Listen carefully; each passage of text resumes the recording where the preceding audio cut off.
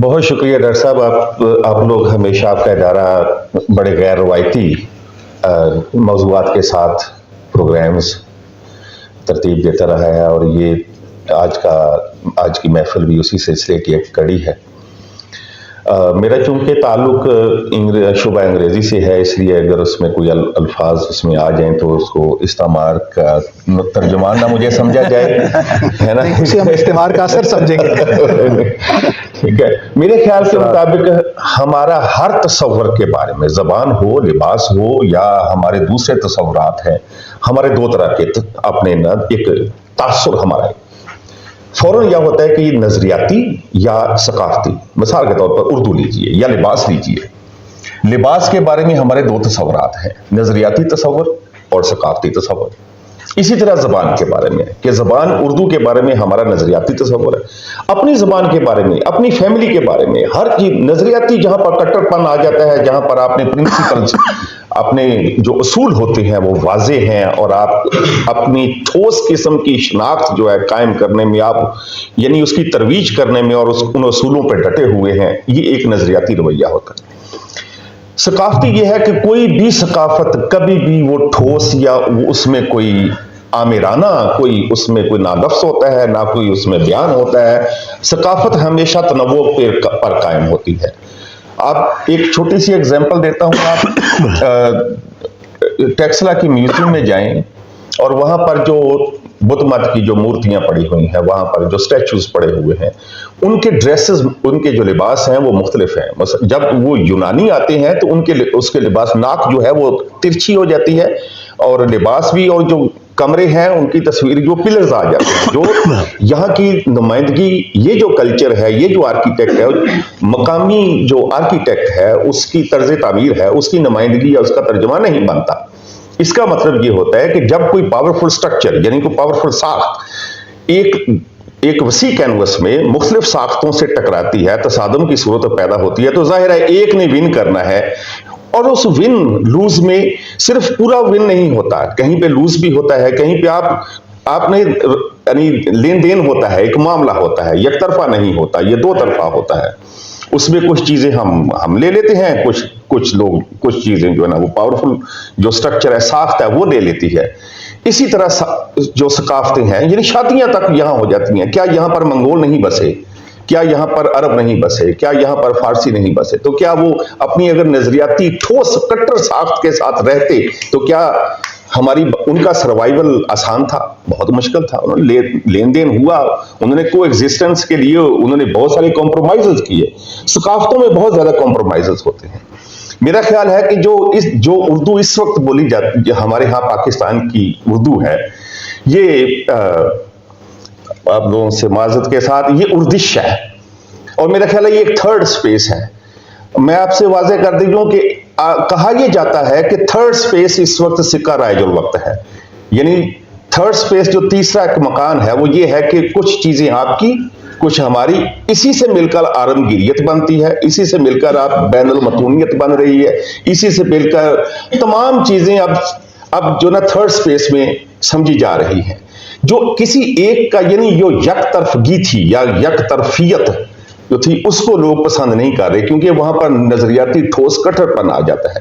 اور آپ دیکھیں کہ اردو نے 1857 سے بلکہ پہلے ہی، یعنی کہ اردو میں تو آلریڈی یہ ایک اردو ایز اے ثقافت کے طور پر اگر دیکھا جائے، اردو ایز اے نظریہ کے طور پر دیکھا جائے تو آپ بات بھی نہیں کر سکتے. لیکن اردو ایز اے ثقافت کے طور پر اگر آپ دیکھیں گے تو اردو نے بے شمار الفاظ ہیں، بہت زیادہ جو ترکیب ہیں جو فارسی کی ہیں، جو کئی لہن، کئی ایسے الفاظ ہیں جو لوکل ہیں، اس میں اردو نے اس کو اپنے اندر سمویا ہے. اور آج بھی اردو کا یہ اردو کیا دنیا کی تمام زبانوں میں چل رہا ہے.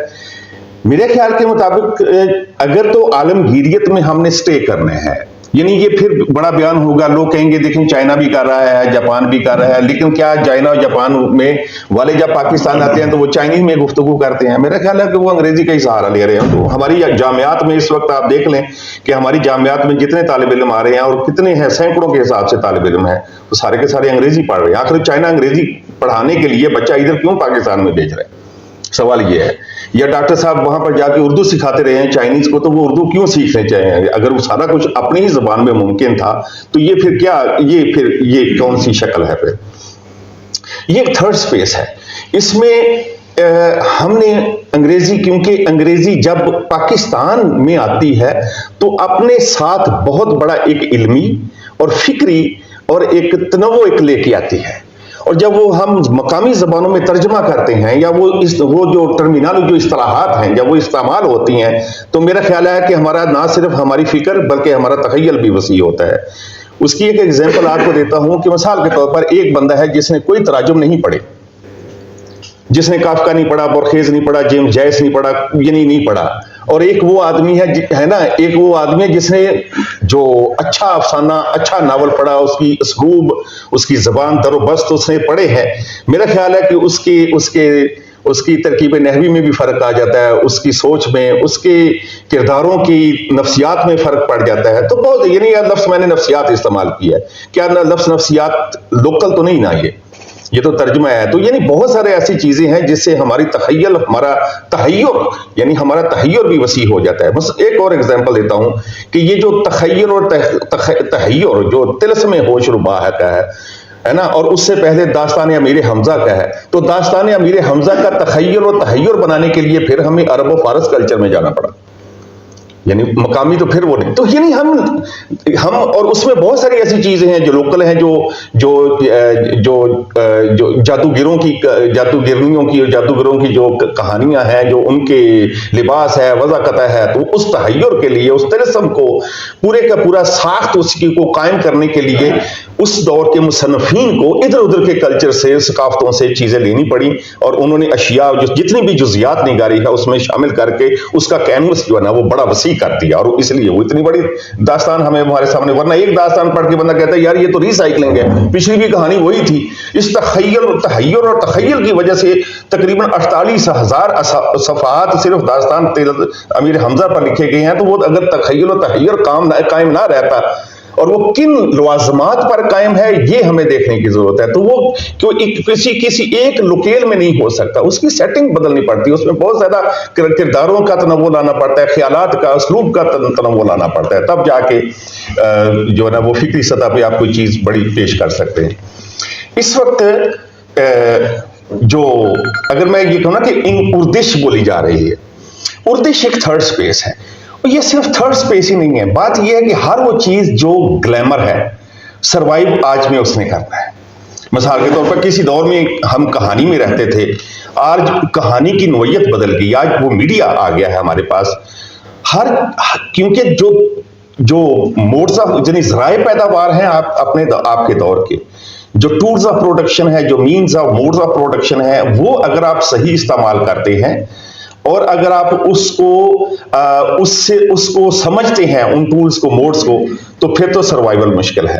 پھر تو چلو سروائیول بڑا آسان ہے، ورنہ پھر مشکل ہے. کیونکہ یہ ایک گلیمر بھی ہے، ایک سمجھ لیں کہ مارکیٹ بھی ہے، اور ایک ہمارا جو اس میں روزگار ہے اس کی نوعیت بھی بدل جاتی ہے. اگر سچی بات پوچھیں تو انگلش میں جب میں کہتا ہوں مارکیٹ ہے، تو انگریزی جو ہے وہ جو زیادہ اٹریکٹ کرتی ہے مارکیٹ میں. صرف ہمارے جو ادبیات میں ہی کیوں جانا، کیا میڈیسن میں، کیا انجینئرنگ میں، کیا جو نظری جو آلات ہیں ان میں سے لے کر جتنی بھی چیزیں ہیں اس میں دیکھیں کہ انگریزی کا لفظ استعمال کرنے سے آپ کا جو سینٹیکس ہے یا آپ کا جو جملہ ہے نا، یہ کس مارکیٹ کو اپیل کرتا ہے. لیکن یہاں یہ بات، ایک سوال مجھے آپ سب سے ہے، اساتذہ سے بھی، طالب علموں سے بھی، کہ ہمارا جو اسپوکن ٹیکسٹ ہے اردو کا جو ہم بولتے ہیں، یہ اتنا زیادہ فاصلے پر کیوں ہے جو ہماری کلاسیکل سے لے کر آج تک کی جو اردو لکھنے کی لکھت سے اتنی مختلف کیوں ہے؟ یعنی جب ہم لکھتے ہیں تو ہم بہت زیادہ فارمل ہو جاتے ہیں، رسمی اردو لکھتے ہیں، لیکن جب بولتے ہیں تو بڑی جو غیر رسمی ہو جاتے ہیں. یہ کیوں فرق آ جاتا ہے؟ اب یہ دیکھیے کہ جتنے بھی لسانیات کا ہمارے ہاں، کیونکہ اردو میں لسانیات کے شعبے قائم نہیں ہے. میں نے جو اپنے دوستوں سے جو لسانیات کے پروفیسر ہیں ان سے جب میں نے بات کی کہ یار لسانیات کا فوکس، یعنی لسانیات کی ترجیح کس پر ہے، یعنی علم لسانیات کی، انہوں نے کہا اسپوکن ٹیکسٹ پر.